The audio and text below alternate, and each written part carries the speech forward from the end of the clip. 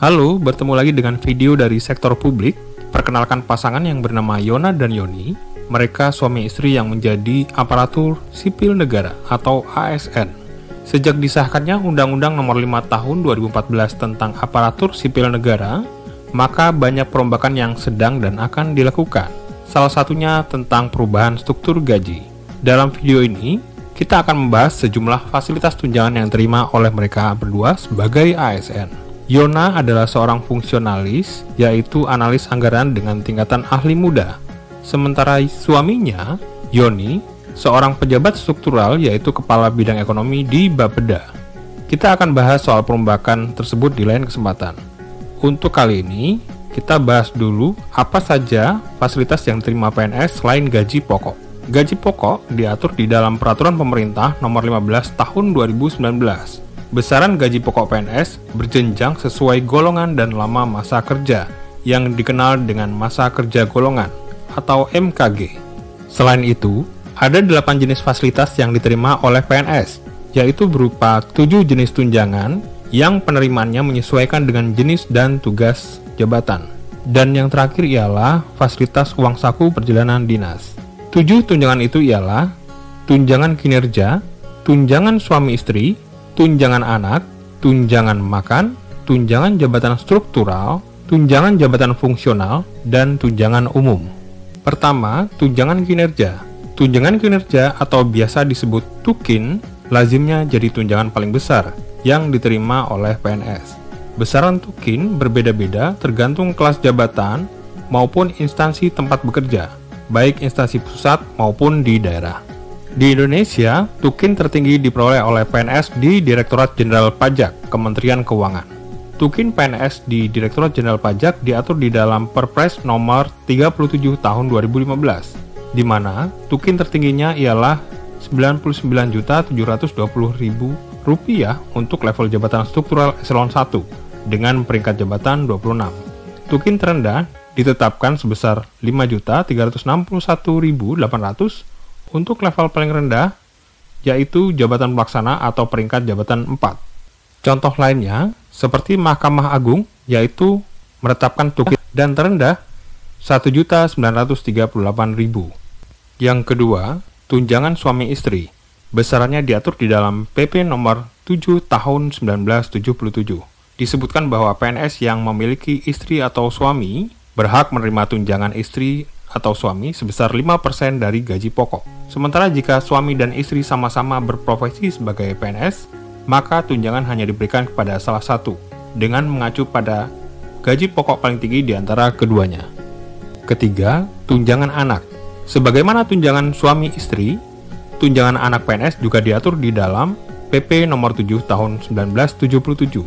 Besarannya 2% dari gaji pokok untuk setiap anak, dengan batasan hanya berlaku untuk 3 orang anak. Syarat mendapatkan tunjangan anak ialah anak PNS berumur kurang dari 18 tahun, belum pernah kawin, dan tidak memiliki penghasilan sendiri, serta menjadi tanggungan PNS. Keempat, tunjangan makan. Besaran tunjangan makan diatur di dalam Peraturan Menteri Keuangan Nomor 32 Tahun 2018 tentang standar biaya masukan tahun anggaran 2019 yang diterbitkan Menteri Keuangan pada bulan Maret tahun 2018. PNS golongan 1 dan 2 mendapatkan uang makan Rp35.000 per hari. Golongan 3 mendapatkan Rp37.000 per hari. Golongan 4 mendapatkan Rp41.000 per hari. Kelima, tunjangan jabatan struktural. Tunjangan ini hanya diterima untuk PNS yang menduduki posisi tertentu di dalam jenjang jabatan struktural karir PNS. Artinya, tunjangan ini hanya diberikan bagi PNS di jenjang eselon. Nah, Yoni termasuk di antaranya. Pemberian tunjangan jabatan diatur di dalam Peraturan Presiden Nomor 26 Tahun 2007 tentang tunjangan jabatan struktural. Besarannya yaitu terendah Rp360.000 per bulan untuk eselon 5A. Lalu berturut-turut Rp490.000 untuk 4B, Rp540.000 untuk 4A, Rp1.260.000 untuk 3A, dan tertinggi Rp5.500.000 untuk eselon 1A. Keenam, tunjangan jabatan fungsional. Tunjangan ini hanya diterima untuk PNS yang menduduki jabatan fungsional tertentu.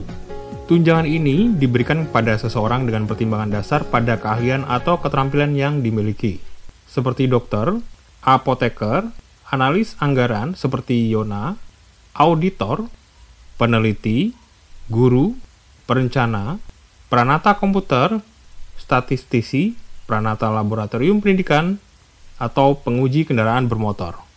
Contoh tunjangan jabatan fungsional ialah untuk analis anggaran.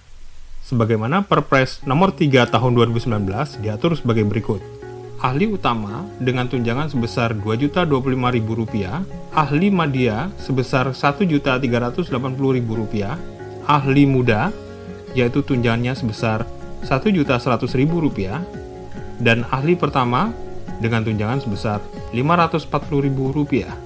Yang ketujuh ialah tunjangan umum, yaitu tunjangan yang diberikan kepada PNS dan calon PNS yang tidak mempunyai tunjangan jabatan struktural atau tunjangan jabatan fungsional, atau tunjangan yang dipersamakan dengan tunjangan jabatan.